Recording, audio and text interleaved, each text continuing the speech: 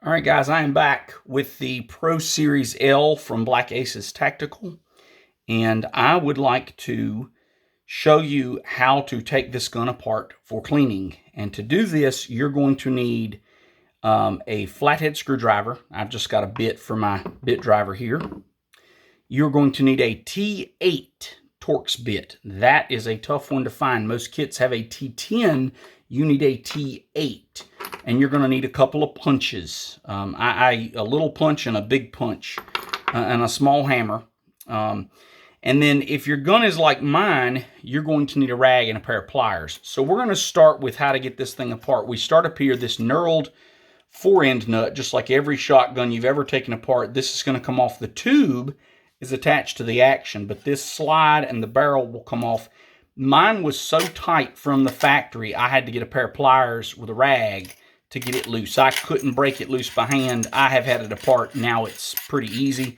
There's a lot of threads on this thing, and I mean a lot of threads on this thing. But we thread that off, and then the other thing that's different from most shotguns that I've seen is normally the fore end will come off, and then the barrel will come off. The way this is made, and I'll see if I can show you this, there's a metal ring in here.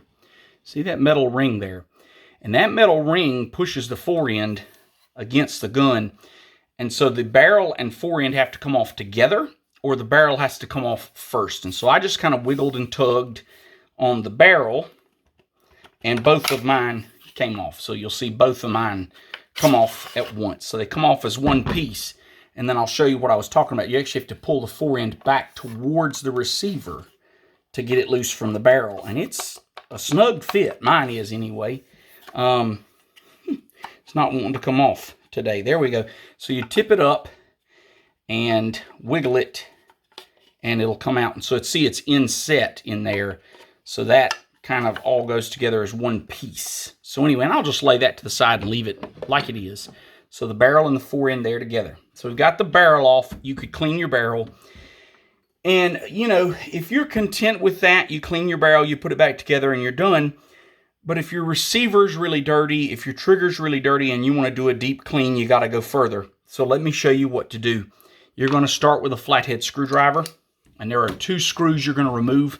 The first one is here that holds the lever on, and the second one is here that holds the lever to the actual bolt. And I'm going to take that one out first. So I'm going to take the screw out that holds the lever to the bolt. Here's what it looks like. A little screw. It's got a little spacer on it. Don't lose the spacer. You have to have that little roller, so don't lose it. I just set it up here like that. And so that actually frees the lever up. And this piece right here is what runs your bolt. Okay? So anyway, I'll push that kind of forward out of the way. And I'm going to take this screw out. This will get the lever. And you actually could leave the lever. You actually don't have to take this screw out. As a matter of fact, I'll leave it just to show you that. But if you want to get this out of your way, take that screw out. If you don't want to, you can leave that one. You don't have to take that one out. Okay, so that's step one. Step two, you've got to drive out these two pins. This is very similar to like an 870 or an 1187, a Remington style gun. It has the two pins that hold the trigger group in. And you'll see my bench, I've got these two boards, and this is specifically designed so that I've got a little spot to drive pins out. So I'm going to drive these two pins out real quick. Pretty painless process, okay? So get that one going, and come over here and get this one going, okay? And then hopefully, and I say hopefully, these will just pull out. Sometimes they do. And sometimes they don't. And when they don't, we have to get a longer punch. That's what the longer punch was for. And drive it out further. Okay, so I've got my two pins out. Now, the whole action, it loops in the back.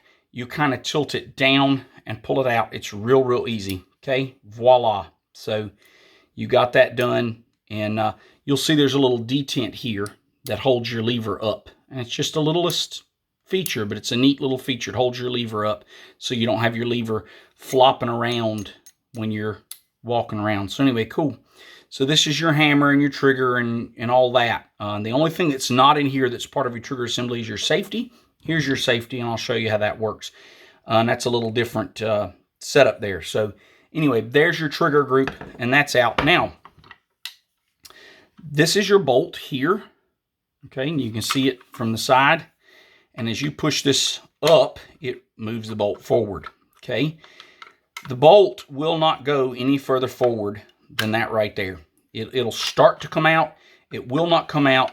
You're hitting this bar here. If you want to get the bolt out of this gun, you have to take this pin here out, and that pin happens to be your safety. Now, I'm going to show you how to do this, and this is where it's fun. You have to take the stock off if you want to remove the bolt from this gun.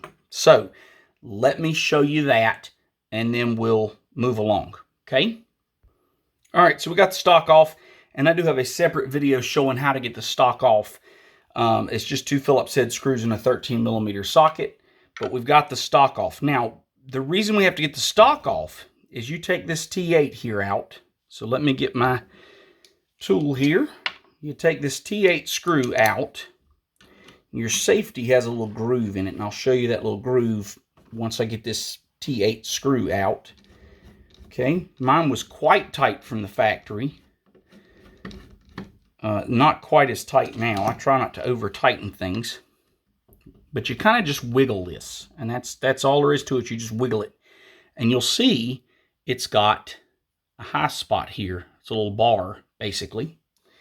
And it fits into a groove, okay? And so you can't put it back wrong. It has to go the correct way to fit in that groove. I mean, I guess you could technically put it on 180 degrees out of sync, but yeah, it's pretty hard to do that. Now, this pin, you would think, oh, that holds it in. No, it doesn't hold it in. You can beat on this till you're blue in the face. It's not coming out either way. And that's because we have this fun little spot right here. Okay, this little spot right here. And down in here is an Allen screw, and that Allen screw pushes a spring which holds a detent ball that lets your safety click on and off. Click, click, click, click, very much like a lot of parts on AR-15s where they have detents so that they have stops. And so you got to go in here. This is a 2.5mm Allen wrench, 2.5mm Allen wrench, and you got to go in here and take this Allen screw out. And I will caution you, when you take the Allen screw out, there's a big spring in there, and it may or may not go shooting out. And so be prepared for that. It's not, mine didn't do too bad. It does push the Allen screw a bit, and then you're going to tap and tap and tap. So here's your Allen screw, here's your spring, and there's your detent. Just a ball bearing, nothing special, not like an AR where it's tubular. It's literally just a ball bearing. Now, as soon as that comes out, you see this guy just falls from the stock, and I'll show you how it works. There are two. There's one, and there's the other. Click, click, click, click. So kind of let your safety not accidentally go on or off. So it's a neat little feature. Now, once you've got that pin clear out of the way, you can literally just take this bolt and pull it out. Voila.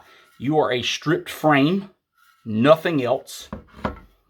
And here is your slide and your bolt. And if you've ever had a Remington 1187 apart, this is very similar to an 1187 slide and bolt in terms of the way it locks up and all of that. And your firing pin is here. Your hammer hits that and it sets off the round. You can see your firing pin poking out of your bolt there. And here's your locking lug. All that fun stuff. So it's very, very similar to a Remington 1187, or excuse me, an 870, Remington 870. So, and I don't know if that's the frame this is built on, but it's some similarities to it. So totally stripped down. Now, how do we put it back together? You would think it's just the reverse. There's a little difference. So you're going to thread this curved piece through there, okay, and just kind of let that go into the body. And then you've got to line up your carrier so that it'll slide in. That is always the hard part, is lining that up. Now, you'll get partway in, and you'll hit a tight spot. Like it won't want to go, okay? It won't want to go. And when that happens, like it'll hit, and it won't go. And I want to show you how to fix that. Right here, you've got this little piece here. And what this does, this little spring-loaded piece here, your shell comes out of your tube, and this actually kicks it over onto the lifter, which is part of the trigger group. You have to press that in to the frame, and the bolt will slide right in, okay? And once you get past it, you're good to go, okay? You're good to go once you get past it. So you just got to get it past that point, okay? And once you get it past that point, you're good to go, okay? So we got this guy in. It is ready to go, all right? So we're in, we're ready to go. We're going to slide our bolt back so that it's not in full lockup. There we go. So if you have trouble, I was just having an issue, and I'm going to show you what was happening, just so that when you have the same issue, you can sort it out. When you're trying to pull this back, this bolt slides freely. It has to be slid forward for the bolt to slide back. So just FYI, just wiggle your bolt back and forth if you're having trouble sliding this all the way in. So, and I'm going to kind of leave it partially open, and that puts this rod right here, okay? And then everything else is pretty much a reverse of what we just did. So we're going to put this pin back in for our safety. Doesn't actually matter which way you, well, it does matter which way you put it. I'm going to show you that. When you put this in, your detents are here and here. They're 90 degrees apart. You have to make sure one of those detents is facing that spring. So I'm going to put it like that, and that puts one of my detents facing my spring. And then the first thing I'm going to do, because that thing's just going to want to fall out, is I'm going to put that detent back in. And the way to do this, you do have a hole on the side here you need to watch out for. So you drop that detent down in the hole and have it with this hole up so that when you drop it in, it doesn't fall out. You put your spring in, and then you put your Allen screw in. And the hardest part is you have to compress the spring while you're twisting this Allen screw. Okay, so, and if you don't press hard enough to get that compressed, you won't get to the threads, and you'll feel it when you bite threads. And once you get in there, you'll even hear the spring. You hear the spring compressing. And I bottom this out. So I go until it bottoms out. About right there. That's pretty good. Okay, so that's bottomed out. And then I just kind of check my function. If I push on that, that goes all the way forward. If I pull on that, come on, baby. If I pull on that, it should come all the way back. And our bolt is locking up on us. There we go. So pull on that and it comes back. Push on that and it goes forward. So we're in good shape there. Everything's working. Cool. So now we've got that done. Our next step is our trigger group. So I'll turn it over this way. Go ahead and put my safety back on. Put my trigger group back in. So our safety, and I don't know why mine is like really, really tight. Whoever machined this, boy, they believed in tight tolerances. It's really, really tight. You may have to give that a little tap with a rubber hammer. It may or may not want to go without that. Tighten up your T8 screw here. Tighten up your T8 screw. Okay, nice and snug, not too tight. Make sure your safety works before you move on. Okay, so safety's working just fine. Put that in the fire position because that's where I want it. Okay, trigger group. Again, it's going to kind of go in and you're going to slide back. Okay, and then actually to put it in, you're going to put your lift gate, what's it called, elevator. You're going to put your elevator in and then kind of rotate it. Okay, and this is a real, I won't say tough, but it's touchy. Like you have to line it up perfectly or it won't go. I mean, it's like it demands perfection. Okay, and it's one of those things that you just have to play with. And I'm going to go ahead and lift my oh, I remember, sorry, let me help you guys out. You have got to thread that rod through this groove here. See this groove on your receiver? You've got to thread that through or this will not go back. I remember that now. All right, so we got that back in place. We got our pins. Before anybody asks, these are the same size pin, so it doesn't matter which one goes in the front and which one goes in the back. And I use a plastic mallet, and that way I don't mar the finish on the gun. I drive those pins flush. Okay, Now I'm ready to put my lever back on. Make sure you've got your little roller. I can't stress that enough. If you drop that roller, it'll tear this screw up pretty bad. That's meant to kind of help distribute the force here. We get our flathead screwdriver.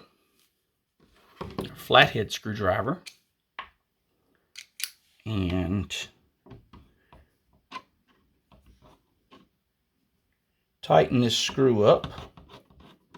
And again, you don't have to over tighten it, just tighten it, okay? And you should have a working shotgun, okay? Bang.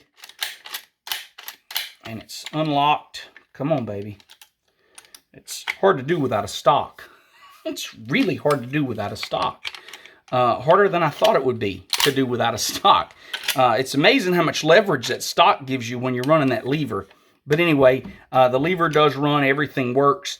And I always just check that before I put the barrel back on, so the lever will run. And again, it's if you try to run your lever and it doesn't want to run, slide your slide back or your bolt back, and that'll unlock it, and then run it forward. So I'll show you again. It catches right here.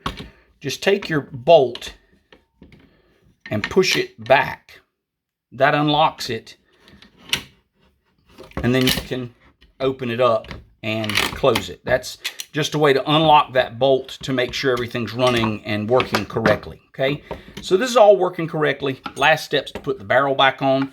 To put the barrel back on, you need the action open, at least most of the way. It's helpful to have it open most of the way. So I'm going to open it to about here, okay? Just kind of help me out a little bit. When you're threading this back on, you've got to run your tube through your forend, and you've got to get your barrel extension lined up, and you've got to get your barrel to go above these rails here. So it's a tight fit. I mean, it's really, really snug. And then you're going to come in here basically and just work this in, okay? So you're going to work this in until you get, and I'm going to go ahead and just close this, kind of get it into full lockup. And then, well, I said I was going to try and get this thing to wiggle into place. And you'll know you're not right because you'll have a little gap here. And this is one of those things you just have to kind of wiggle. There it goes. I wiggled it into place, and it's good. Now, with it in place, you're going to put your forend nut back on. And the knurling goes to the top. The knurling goes to the top. And so you just tighten that up.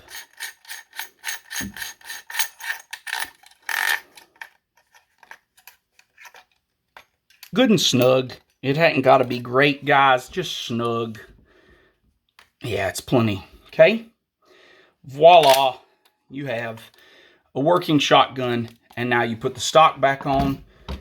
And you're good to go. So, and if you want to see how to take the stock on and off, I have a separate video for that, just for folks that want to change to the bird's head grip. So, but that's how you tear this thing down for either a light cleaning or a deep cleaning, depending on how deep you want to go. I hope it helps someone, and I'm very excited to do a range review. If you have questions, leave them in the comments. I appreciate your support, and as always, thank you for watching.